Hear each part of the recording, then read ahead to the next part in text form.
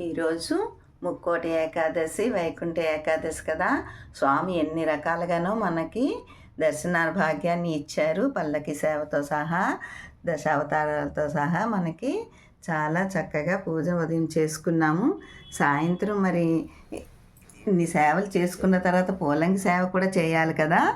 అందుకని చూడండి ఎన్ని రకాల పువ్వులతోటో స్వామికి పుష్పాంజలి ఇస్తున్నాం. తులసి, పారిజాతం, గులాబీలు ఎన్నో రకాలుగా స్వామికి ఇష్టం కదా. ఈ పువ్వులతోటి ఈరోజు స్వామికి పుష్పాంజలి.